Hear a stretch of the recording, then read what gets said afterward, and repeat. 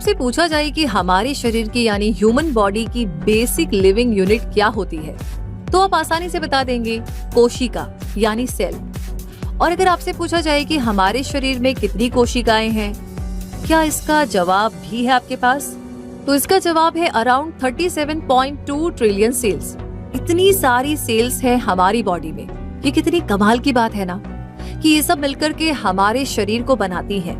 लेकिन क्या आप ये भी जानते हैं कि ऐसे भी बहुत से ऑर्गेनिजम्स हैं जो केवल एक ही सेल के बने होते हैं, बस एक सेल से, हाँ, तो भी अपने सारे फंक्शंस किया करते हैं, जैसे मूवमेंट एंड फीडिंग। हैरानी तो तब होती है जब ये सिंगल सेल्ड ऑर्गेनिजम्स हमारे लिए रिस्की हो जाते हैं, हमें बीमार करने की पावर रखते हैं और इसके अपोजिट इकोसिस्टम में अपना कंट्रीब्यूशन भी देते हैं, जैसे कि अमीबा।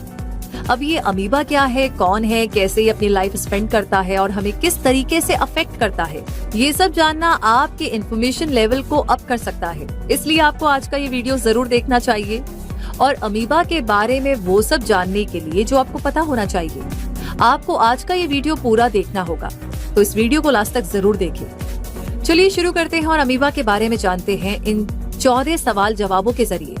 नंबर 1, अमीबा यूनिसेल्यूलर है या मल्टी सेल्यूलर? अमीबा एक यूनिसेल्यूलर ऑर्गेनिज्म है जिसे सिंगल सेल्ड ऑर्गेनिजम्स भी कहा जाता है। इसका मतलब ऐसे ऑर्गेनिज्म जिनमें केवल एक सिंगल सेल ही पाई जाती है। दूसरा सवाल है कि अमीबा प्रोकैरियोट है या यूकैरियोट? तो देखिए, शायद आप ये जानते हो कि ऑर्गेनिजम्स की 2 जनरल कैटेगरीज प्रोकैरियोटिक और यूकैरियोटिक ऑर्गेनिजम्स होती है। हर प्रोकैरियोट यूनिसेल्यूलर होता है और इनमें बैक्टीरिया और आर्किया आते हैं। और आपको ये भी पता होना चाहिए कि यूनिसेल्यूलर ऑर्गेनिजम्स लाइफ की ओल्डेस्ट फॉर्म माने जाते हैं। वहीं यूकैरियोट्स के बारे में जाने तो ज्यादातर यूकैरियोट्स मल्टी सेल्यूलर होते हैं, जैसे एनिमल्स एंड प्लांट्स, यानी उनमें बहुत सारी कोशिकाएं पाई जाती हैं। लेकिन कुछ यूकैरियोट्स यूनिसेल्यूलर यानी सिंगल सेल वाले भी होते हैं और अमीबा इसी में आता है, यानी अमीबा एक यूकैरियोट है। इसे अमीबॉइड भी कहा जाता है। नंबर 3 पर है, इसका साइंटिफिक नेम क्या है? इसका साइंटिफिक नेम अमीबा प्रोटियस है और इसकी कुछ स्पीशीज है प्रोटियस, एनीमेलिक्यूल, डुबीना, एनीमेलिक्यूल एटसेट्रा। नंबर 4 पर है, अमीबा कहाँ रहता है? ये फ्रेश वाटर सरफेस जैसे पॉन्ड्स और रिवर्स में पाया जाता है। आप इन जगहों को अमीबा का घर भी कह सकते हैं। नंबर 5 पर है, इसका साइज कितना होता है? तो ये एक ऐसा यूनिसेल्यूलर ऑर्गेनिज्म है जिसे जनरली माइक्रोस्कोप से ही देखा जा सकता है, लेकिन फिर भी अमीबा की साइज इसकी स्पीशीज के अकॉर्डिंग बहुत वेरी करती है। ज्यादातर free living fresh water amoeba जो पॉन्ड वाटर और लेक्स में मिलते हैं वो माइक्रोस्कोपिक होते हैं, जैसे मेसेस्टेरिया वॉर्सी का डायमीटर केवल 2.3 से 3 माइक्रोमीटर्स तक होता है। लेकिन कुछ स्पीशीज जैसे जायंट अमीबा, पेलोमाइक्सा पल्स्ट्रिस और केओस कैरोलिनेंस काफी बड़े भी हो सकते हैं। पेलोमाइक्सा पल्स्ट्रिक्स का साइज 5000 माइक्रोमीटर्स तक हो सकता है और सिरिंगेमिना फ्रेजिलिसीमा का साइज 20 सेंटीमीटर तक हो सकता है। ये लार्जेस्ट सिंगल सेल्ड ऑर्गेनिजम्स में से एक है। नंबर 6 पर है, अमीबा का स्ट्रक्चर कैसा होता है? इसकी पूरी बॉडी ट्रांसपेरेंट होती है और जेलेटिन जैसी नजर आती है। ये अपनी जरूरत के हिसाब से अपनी बॉडी शेप बदल सकता है। इसके स्ट्रक्चर में 3 मेजर पार्ट्स होते हैं, साइटोप्लाज्म, प्लाज्मा मेम्ब्रेन और न्यूक्लियस। इनके अलावा अमीबा में दूसरे सेल्यूलर ऑर्गेनेल्स भी मौजूद होते हैं, जैसे contractile vacuoles, Golgi apparatus, fat globules, water globules और माइट्रोकाइंड्रिया।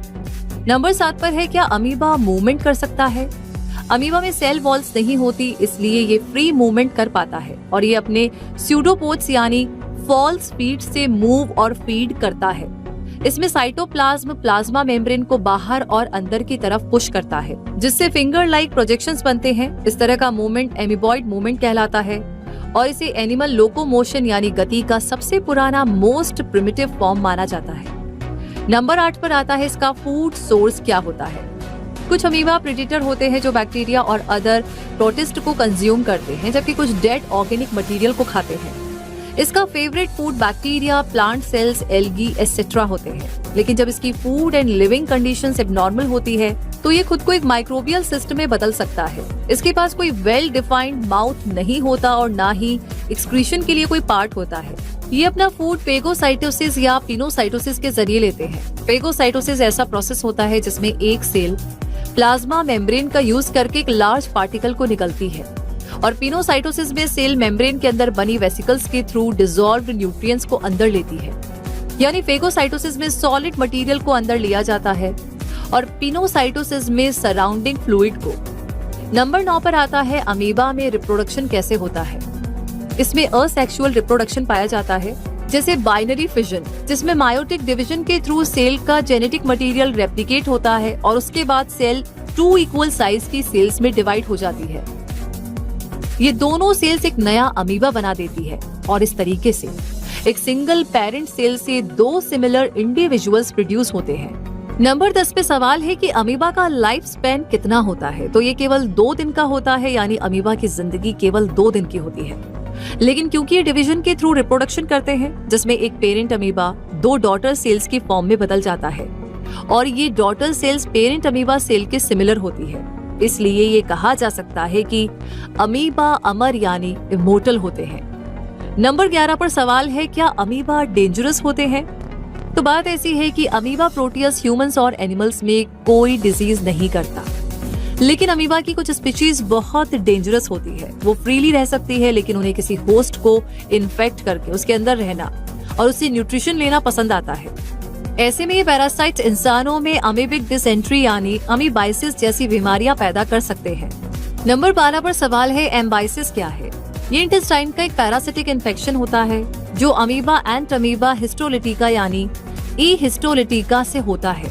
इसके symptoms loose stool, abdominal cramping और स्टमक पेन होते हैं। पुअर सैनिटेशन कंडीशंस इसका मेन रीजन होती है और इस डिजीज से बचने के लिए आपको प्रॉपर सैनिटेशन का ध्यान रखना चाहिए, यानी बाथरूम यूज करने के बाद अपने हाथों को सोप और वाटर से अच्छी तरह धोना चाहिए और खाना खाने से पहले भी ऐसा करना चाहिए। आगे नंबर 13 पर सवाल है कि सुना है अमीबा की एक स्पीशी ब्रेन डेड अमीबा भी कहलाती है, तो क्या ये सच है। जी हाँ, अमीबा की ये स्पीशी है नेग्लेरिया फाउलेरी। ये अक्सर वार्म वाटर या कंटेमिनेटेड वाटर में मिला करती है और जब इसे ह्यूमन बॉडी के अंदर जाने का रास्ता मिल जाता है, यानी जब गंदा पानी जिसमें ब्रेन ईटिंग अमीबा भी हो वो नाक में चला जाए, तो ये ब्रेन में रेयर बट डेडली इन्फेक्शन और इन्फ्लेमेशन करता है और फिर ब्रेन टिश्यू को खाकर उन्हें डिस्ट्रॉय कर देता है। डॉक्टर्स इसे PAM यानी प्राइमरी अमीबिक मेनिंगोएन्सेफलाइटिस कहते हैं। इसके सिम्टम्स में हेडेक, फीवर, स्टिफ नेक, वॉमिटिंग और कई बार कोमा की कंडीशन भी होती है। ऐसे लोग जो ज्यादा डाइविंग, वाटर स्कीइंग और वाटर स्पोर्ट्स परफॉर्म करते हैं, उनमें इस डिजीज का रिस्क ज्यादा रहता है, क्योंकि इस अमीबा के लिए नोज ही पाथवे होती है। अनट्रीटेड वार्म वाटर में इन एक्टिविटीज को ना करके इस डिजीज से बचा जा सकता है। इसके अलावा स्विमिंग और वार्म वाटर्स में खेलते समय नोज क्लिप का यूज भी किया जा सकता है। और आगे आखिरी सवाल जो है नंबर 14, डेंजरस होने के साथ साथ क्या अमीबा एनवायरनमेंट के फेवर में भी काम करते हैं। हाँ, ये बैक्टीरिया, फंगी और अंदर प्रोटिस्ट को खाते हैं और ऐसा करके ये इन माइक्रो ऑर्गेनिजम्स की पॉपुलेशंस को रेगुलेट करते हैं, जो एनवायरनमेंट के लिए बहुत जरूरी है और इस तरीके से ये एक इम्पोर्टेंट इकोलॉजिकल रोल प्ले करते हैं, भले ही ये बात इन्हें पता ना हो। तो दोस्तों, देखा आपने लाइफ कितनी फॉर्म्स में एग्जिस्ट करती है। केवल एक सिंगल सेल वाला अमीबा भी मूवमेंट, फीडिंग और रिप्रोडक्शन जैसी मेजर एक्टिविटीज को करते हैं और जाने अनजाने में हमारे पर्यावरण को भी अपना कंट्रीब्यूशन दे ही देते हैं। अपनी शेप बदलते रहने वाले इस ऑर्गेनिज्म के कुछ रूप डेंजरस भी है, तो कुछ रूप हमें बिल्कुल परेशान नहीं करते और इस तरह सब अपनी अपनी जिंदगी में बिजी बने रहते हैं, फिर चाहे हम हो या फिर वो छोटा सा अमीबा हो। आपको इस वीडियो के जरिए अमीबा के बारे में बहुत कुछ जानने को मिला होगा, तो फिर आप हमें कमेंट सेक्शन में जरूर बताइएगा कि आपको ये वीडियो कैसा लगा, जानकारी कैसी लगी, आगे किस बारे में जानना चाहते हैं। साथ ही साथ अभी तक सब्सक्राइब नहीं किया है तो सब्सक्राइब करके बेल आइकन प्रेस कर दीजिए।